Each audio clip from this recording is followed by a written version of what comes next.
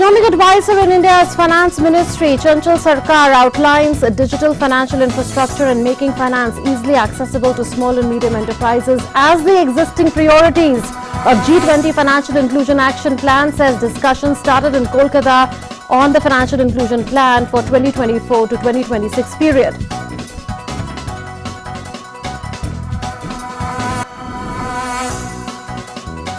India says majority of G20 delegates agree that leveraging digital public infrastructure is the best way to advance financial inclusion to the vulnerable sections of society.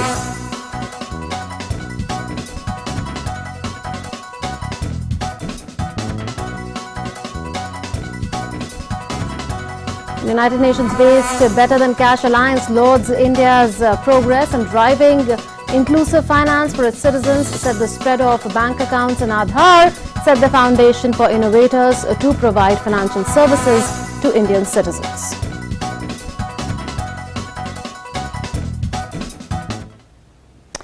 Financing micro, small and medium enterprises and initiating work on Financial Inclusion Action Plan for 2023 were at the center of the third and final day of the Global Partnership for Financial Inclusion Working Group meeting in Kolkata. Participants lauded India's progress in creating digital public goods and their usage in the public delivery system. DD India's correspondent Ajay Mishra brings us this report from Kolkata.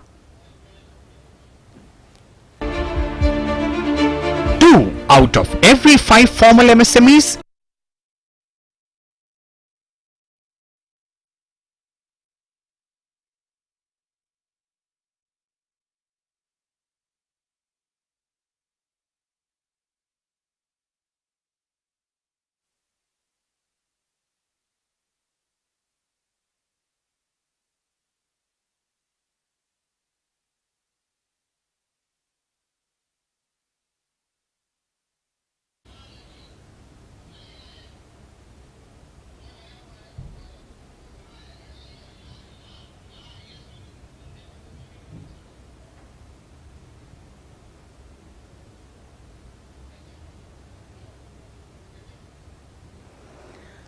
we apologize for that. We'll try and show that to you once again later. But for now, we'll move on.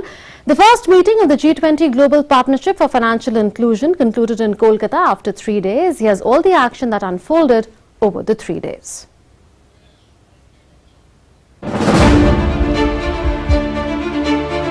Three days of intense deliberations in Kolkata on ways to advance financial inclusion in G20 countries drew to a close on Wednesday. The first meeting of the Global Partnership for Financial Inclusion started on Monday with a symposium on unlocking the potentials of digital public infrastructure for advancing financial inclusion and productivity gains. GPFI over the years, during various presidencies, has developed pathways to further digital financial inclusion targeting vulnerable segments such as SMEs, women, youth, informal sector, etc., which are instrumental in shaping transformational initiatives across countries on all the 3 dimensions: access, usage and quality of financial inclusion. During our presidency, we will continue to focus towards furthering the cause of technology-led financial inclusion. During the symposium, a special message was read out by Queen Maxima of Netherlands, highlighting achievements of India's digital stack. Greater connectivity and digital IDs allow access to financial services for millions previously left behind. Fair competition and interoperable payment systems help markets work better for even the smallest scale customers. Cybersecurity, customer protection, data governance, and digital literacy help marginalized communities navigate these services in ways that work for them. The G20 delegates visited an exhibition on digital innovations for financial inclusion, showcasing India's homegrown technologies, achievements and efforts in advancing digital financial inclusion. In the evening, the delegates were given a grand reception at a cruise on the Ganga River. It's absolutely wonderful. The hospitality and the culture and the kindness of the people is really overwhelming. We've been taken on a tour to the Victoria Monument and the Indian Museum with a very good explanation. And very important to know about the local history, about the importance of Kolkata for the independence of India. So that is something that I've learned. The second day saw deliberations on leveraging digital public infrastructure for financial inclusion and productivity gains. With about 31% of the world's population largely women, poor and less educated adults still excluded from the formal financial system, and many G20 developing countries facing challenges of opening bank accounts and providing a system for smooth digital payments. The G20 working group also discussed ways to reduce cost of remittances to 3% from the current global average of more than 6%. A seminar on financial literacy was also organized, in which around 1,800 school students participated to enhance their understanding of banking, digital payments, insurance, investment, fraud protection and grievance redressal. I have learned from this program is managing my finances, everything about debit and credit, a lot about how to sustainably manage your money, and how to increase the inflation rate that is increasing day by day. So a small, if you take everything into a summary, one of the most important thing that I have learned is, if I learn to manage my own finances, I will be more independent tomorrow, because I know how to manage my money, how to use it for a good cause. How to manage the financial income of our life, and how there are how many type of bank and banking system they have explained in a good way, and how to use the money in a proper, and how to save the money for our future and even for our use. This all thing I learned. The third and final day of the deliberations in Kolkata focused on MSME finance and discussed terms of reference for the Financial Inclusion Action Plan for 2023, with inputs from Ajay Mishra in Kolkata, Bureau Report, DD India. Based at the United Nations, the Better Than Cash Alliance is a partnership of governments, companies and international organizations that accelerates the transition from cash to responsible digital payments to help achieve the Sustainable Development Goals. DD India correspondent Ajay Mishra caught up with its Deputy Managing Director on India's G20 presidency. Listen in. Cash Alliance, which takes care of promoting financial inclusion and go cashless, and India has done really remarkable in that field. We have Mr. Siddhar Wald to talk to us exclusively on DD India. Thanks very much, sir. What is the experience from the Indian cashless system that we have created? How has been the experience so far during this G20 working group meeting? So India has made incredible progress in the last few years in driving inclusive finance for everyday citizens. First of all, Aadhaar, the universal ID, India has provided 99% of its population with digital IDs. That builds the infrastructure for providing people with inclusive financial accounts. And so in addition, building on that layer, there have also been almost 500 million bank accounts opened in less than 8 years. And so between the bank accounts and the digital ID, that has set the foundations for innovators to come and provide financial services for everyday Indians. But when it comes to financial inclusion, there is a lot more to be done at the G20 level. There are so many developing nations which don't have the solutions like we have in India. So what are the lessons that the world can learn from Indian experience, and where do you see this G20 presidency going forward? So the beauty of the G20, it's a form of cooperation where the majority of world economies come together. And so that's a great platform for countries to learn from each other, and India has a lot to share, but other countries can also share from their learning. And as the slogan says, this is, we're one earth, one family, one future, and if we work together to share what has worked and what hasn't worked, then we can be making progress on that agenda of inclusive finance. So there we had from the Better Than Cash Alliance lauding India's progress as far as financial inclusion is concerned. He said that 99% of Indians have got digital identity, that is Aadhaar, and besides that there are so many Indians that have got bank accounts. In the matter of the last 8 years, he said 500 million Indians got bank accounts, and on the basis of Aadhaar, as well as so many bank accounts, India got a foundation for inclusive finance. So let's get a perspective now from our expert. Joining us is Chanchal C. Sarkar. He is Economic Advisor in the Ministry of Finance of the Government of India. Mr. Sarkar, such a pleasure to have you joining us from Kolkata. You've been chairing the discussions over 3 days of GPFI in the City of Joy. Your thoughts on the major takeaways of the 3 days? Thank you very much. Yes, indeed, this 3 days have been engaging. There has been one very successful exhibition on digital financial products, innovative products, and fintech companies have come up and put up stalls and showcasing India's success in digital identity, UPI, and how the progress are being made. That is one. Then there has been a financial literacy seminar where almost 2,000 students were taught about various digital banking, other products like credit, insurance, then risks and cyber issues and how to deal with that. That was the side event, and the main event was there for 10 and 11.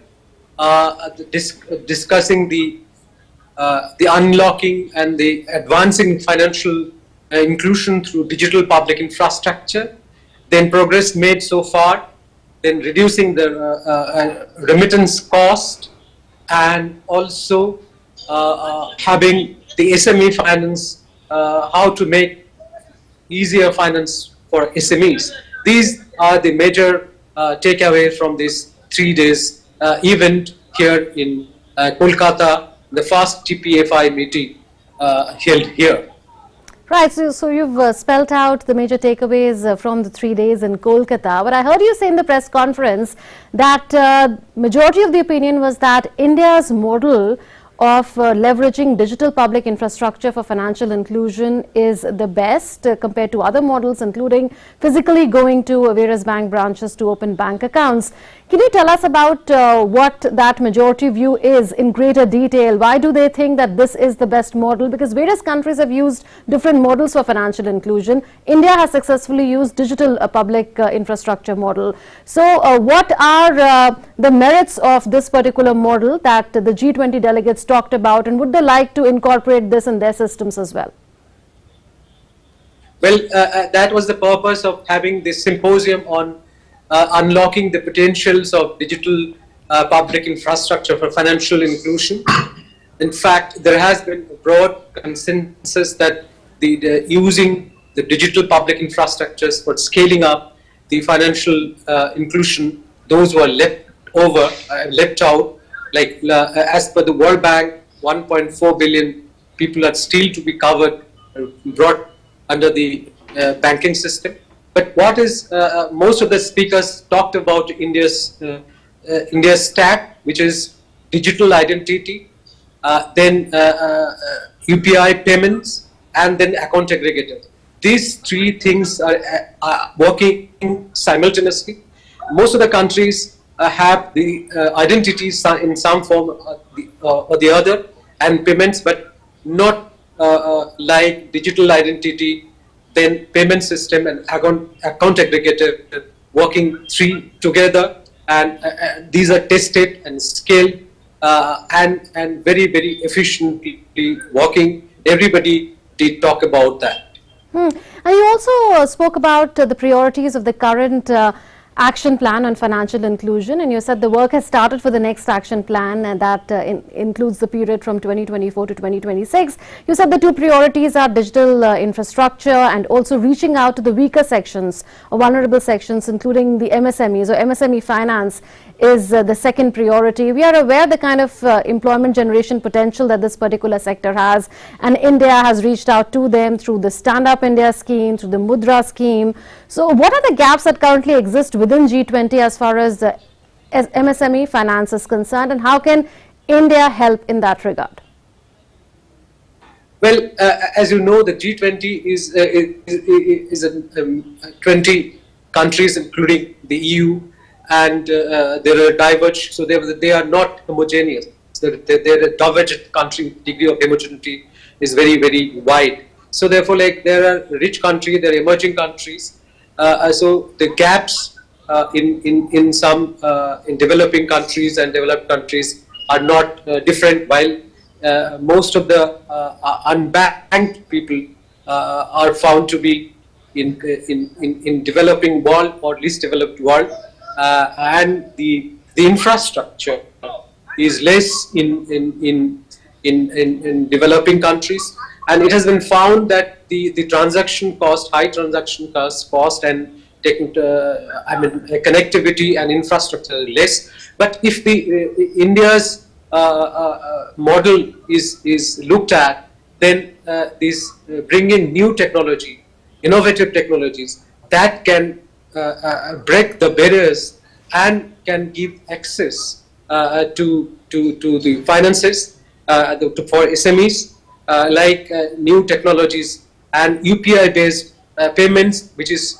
cost free or minimalistic. I mean, our government has made it cost free, and then technical knowledge and providing technical know-how to the other countries. There could be a possibility that way India's model can perhaps help them. How much impetus is India giving to financial literacy? A seminar, like you said, was organized. Around 1,800 students attended it. There is also a national strategy for financial education 2020 to 2025, which has been put in place. So in that context, how much importance is India given to this, and how critical is this in view of consumer protection? Yes, that is a part of this GPFI, Global Partnership for Financial Inclusion under G20. The members have undertaken commitments to take forward the financial inclusion issues, including the consumer protection issues. So therefore, like, since India is also party to it, and India puts a lot of emphasis on NEET, and one of the reason why that we organize this financial literacy programs, because these are integral part of having effective financial inclusion. So and also the new challenges would need to be dealt in the financial field also. Absolutely. We'll leave it at that. Mr. Sarkar, thank you so much for joining us from Kolkata and sharing your perspective on the 3-day GPFI meeting on financial inclusion. Thank you. Right, and let's take a look at the key takeaways from day 3 of the Financial Inclusion Working Group meeting in Kolkata.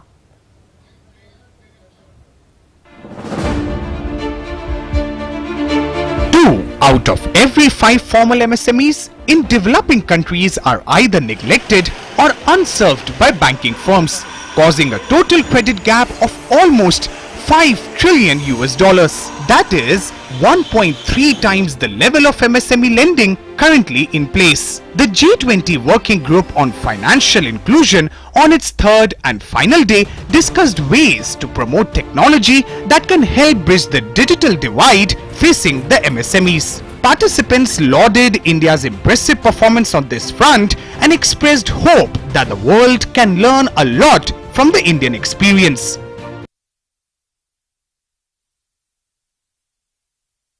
The G20 presidency of India has just begun, so it is early on, but the first experience that we have here as a working group with the G20 is the usual for me, but overwhelming for my colleagues' hospitality that India and also the state of West Bengal is actually giving us here. The welcome is magnificent, the organization is great, and I think that bodes very well for the G20 presidency in general. Indian G20 presidency just started, and it's already very impressive, the work that has been achieved by the member states, and I would like to commend the government of India and also, as we're concerned here today, the government of West Bengal for the hospitality, the perfect organization.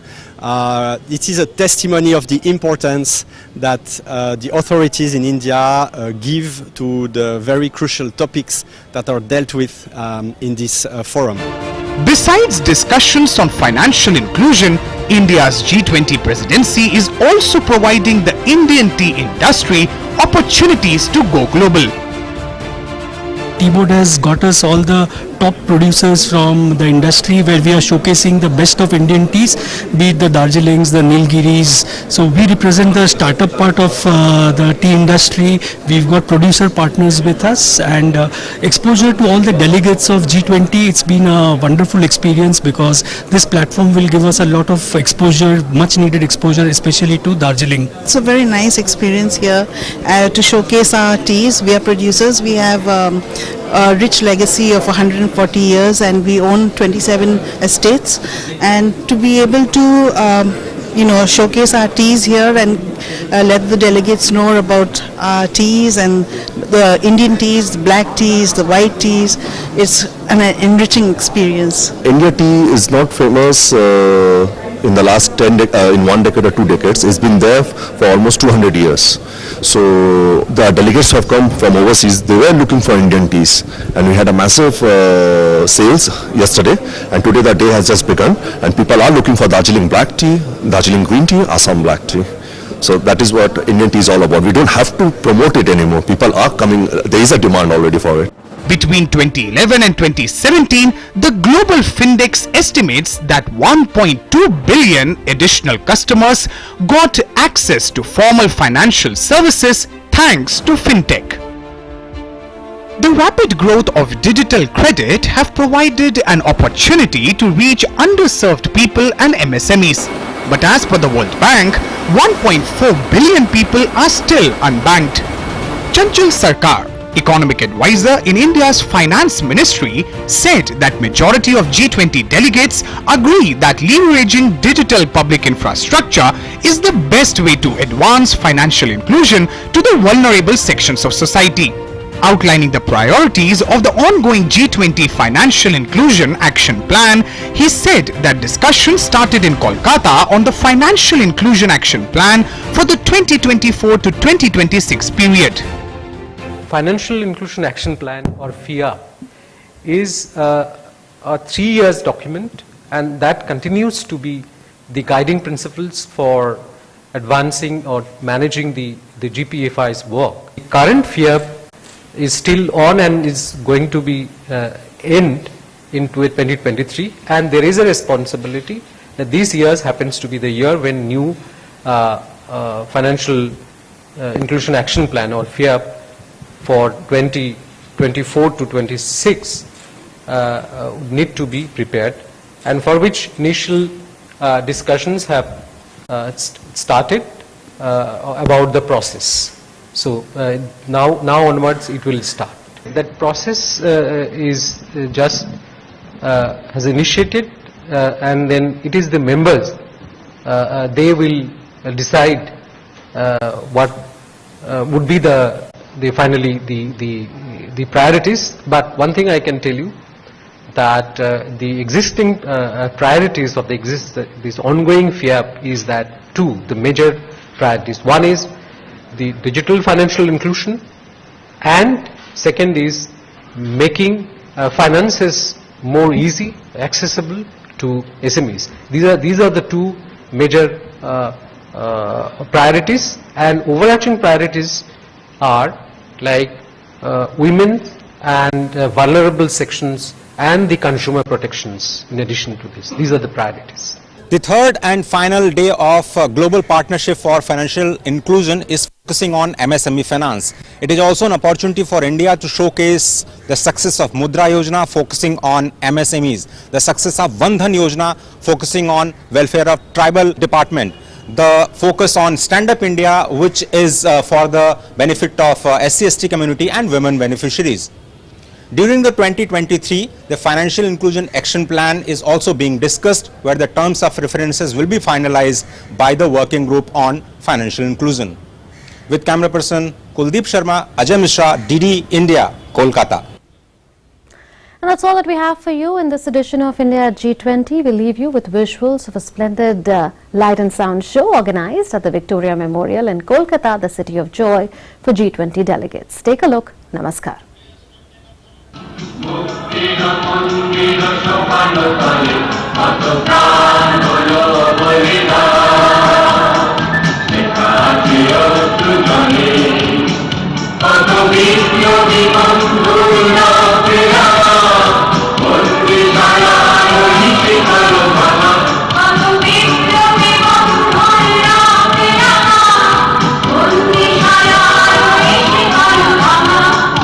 This strengthens my conviction that this shall bear fruit and we shall reap the reward of a free country very soon.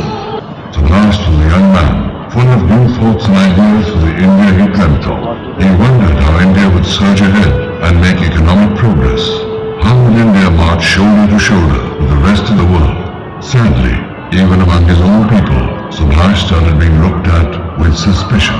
When he was chosen as the Congress Party chief for the second term, several party members tendered their resignations. Gandhiji was also upset that Sitaramaiah did not win the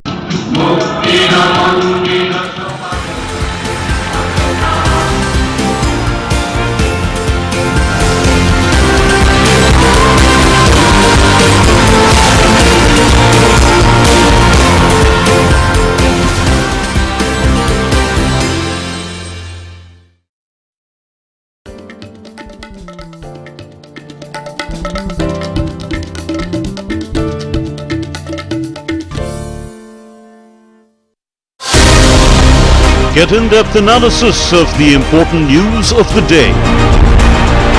Spotlight on day's newsmakers. Expert comments to dissect the news. Get the finer points of the matter. Watch Dateline 5 p.m. on weekdays on DD India.